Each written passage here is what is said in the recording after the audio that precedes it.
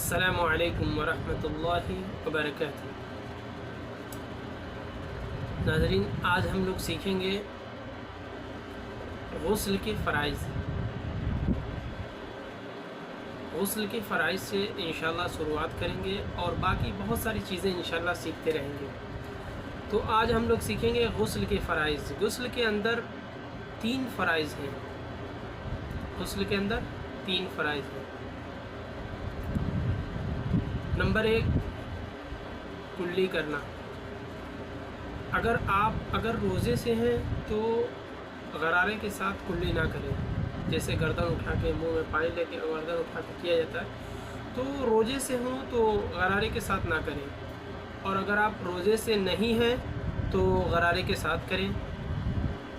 اور نمبر 2، ناک کی نرم ہڈیوں تک، یہ جو ناک کی نرم ہڈی ہوتی ہے نا، تو ناک کی نرم ہڈیوں تک پانی پہنچانا 3 مرتبہ۔ ناک کی نرم ہڈیوں تک 3 مرتبہ پانی پہنچانا، یہاں تک ناک کی نرم ہڈیوں تک۔ اب اتنا بھی نہ ہو کہ کھینچ لیں اندر تک، آپ کو پریشانی ہو، تو ناک کے نرم ہڈیوں تک پانی پہنچانا۔ اور نمبر 3 جو سب سے اہم ہے اور سب سے زیادہ ضروری ہے، کیونکہ ضروری تو تینوں ہے لیکن یہ اس پہ دھیان دینا سب سے زیادہ ضروری ہے کہ پورے بدن پر، پورے جسم پر پانی اس طریقے سے بہانا کہ کوئی بھی جگہ بال برابر خشک نہ رہے، کوئی بھی جگہ بال برابر خشک نہ رہے، یعنی سوکھی نہ رہے۔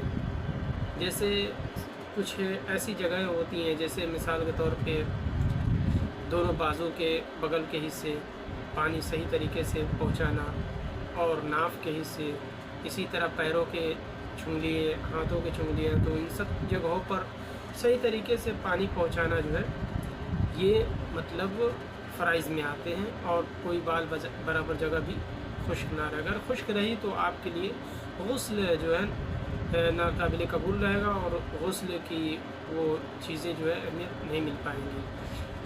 اور رہی بات، سب سے بڑی بات یہ ہے کہ اسی طرح چھوٹی چھوٹی ساری باتیں انشاءاللہ آپ کے سامنے شیئر کی جائیں گی۔ نیکسٹ ویڈیو میں فرائض بھی بتائے جائیں گے، وضو کے ہر چیز بتائے جائیں گے۔ تو میں چاہتا ہوں کہ اس ویڈیو کو زیادہ سے زیادہ شیئر کریں، اور اگر آپ میرے چینل پہ نئے جڑے ہیں تو پلیز میرے چینل کو سبسکرائب کر دیں، لال والا بیل آئیکن دبا دیں، اور ساتھ ساتھ اس کے گھنٹے کو بھی دبا دیں، تاکہ جو ہے ہر نئی ویڈیو کی نوٹیفیکیشن جو ہے آپ تک پہنچ جائے۔ اور قال رسول اللہ صلی اللہ علیہ وسلم کی حدیث ہے، بلغ عنی ولو آیا، اگر دین کے بارے میں آپ ادنیٰ بھی جانتے ہیں تو دوسروں تک پہنچائیں۔